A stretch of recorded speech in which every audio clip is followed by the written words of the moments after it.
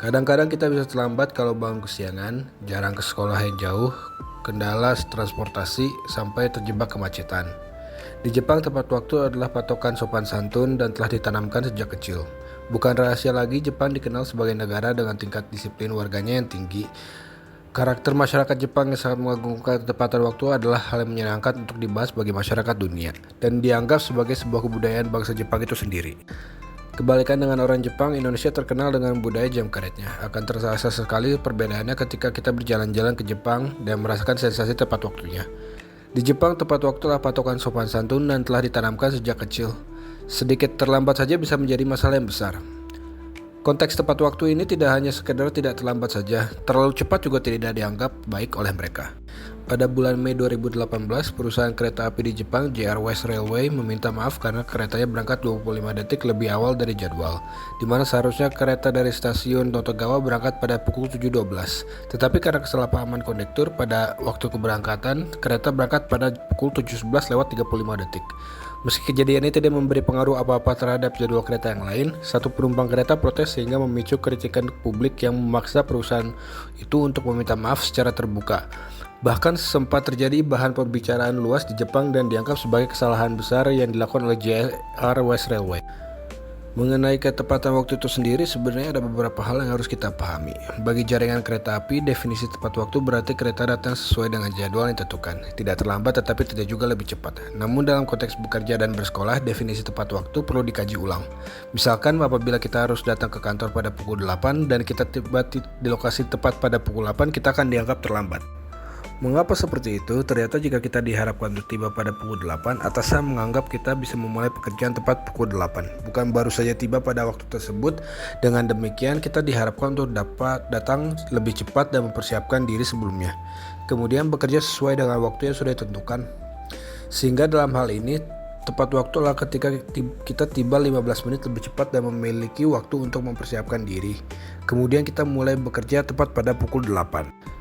Di balik budaya disiplin Jepang yang sangat diagung-agungkan ini, ternyata dulu Jepang juga pernah berada di masa jam karet. Awal pendisiplinan Jepang ini terjadi ketika Jepang mulai berinteraksi dengan negara-negara barat. Setelah sekian lama menutup diri dari dunia asing, pada tahun 1871 sampai 1873, para petinggi pemerintahan Jepang memutuskan melakukan kunjungan ke negara-negara barat seperti Amerika Serikat dan 11 negara di Eropa. Dipimpin oleh negarawan Iwakura Tomomi, rombongan itu mengunjungi pabrik, sekolah, pelabuhan, kantor pemerintahan, dan bertemu para pemimpin negara. Delegasi Jepang tersebut tercengang oleh kedisiplinan masyarakat barat. Kesimpulan dari misi Iwakura ini adalah Jepang masih sangat tertinggal dalam industri dan kualitas SDM. Oleh sebab itu, Jepang harus mencontoh negara barat jika ingin maju. Merespon kunjungan tersebut, pemerintahan Jepang bekerja sama dengan masyarakat kelas menengah. Mereka melaksanakan serangkaian kampanye nasional. Tujuannya guna meningkatkan kualitas sumber daya manusia Jepang dari malas, santai, tidak disiplin, teledor, apatis, dan boros menjadi rajin, hemat, disiplin, teliti, dan antusias untuk maju. Restorasi Meiji adalah era yang mengubah segala-galanya di Jepang kala itu. Dalam periode inilah masyarakat Jepang mulai mengembangkan budaya tepat waktu. Pada era ini diterapkan beberapa hal seperti pendidikan, penanaman moral, dan program pemerintahan membentuk masyarakat Jepang untuk disiplin dalam waktu.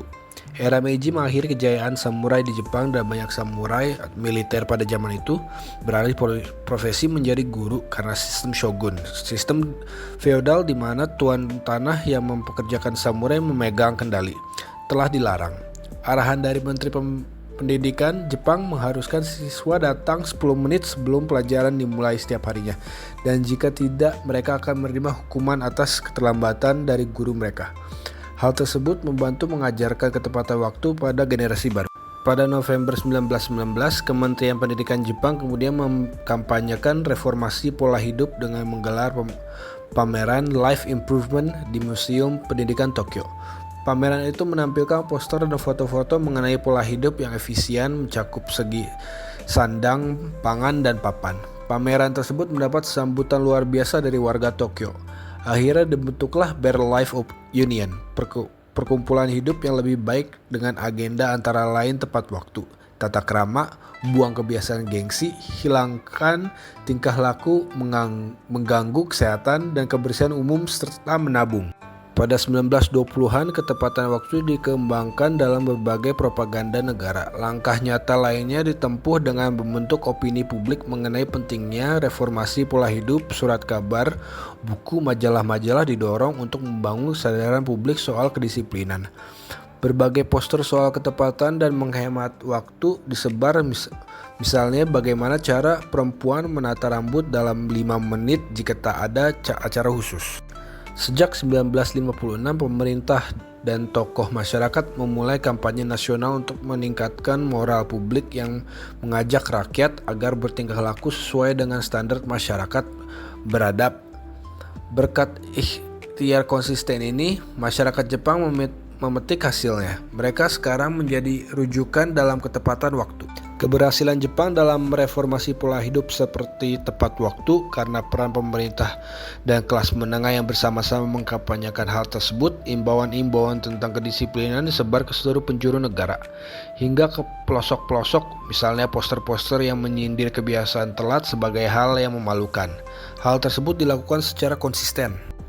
Jadi lama-kelamaan orang makin sadar dengan konsekuensi ketepatan waktu. Namun tidak sekedar mengimbau, tetapi juga ada penghargaan yang diberikan.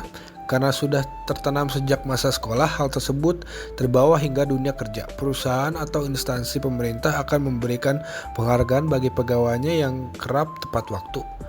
Untuk mendapatkan reputasi buruk di Jepang cukup mudah. Tinggal datang terlambat. Rekor terlambat pada siswa Jepang juga menjadi catatan buruk yang mempengaruhi penilaian universitas. Hukuman sosial turun-menurun semacam itu telah berhasil melanggengkan penanaman ketepatan waktu bagi masyarakat Jepang di era modern.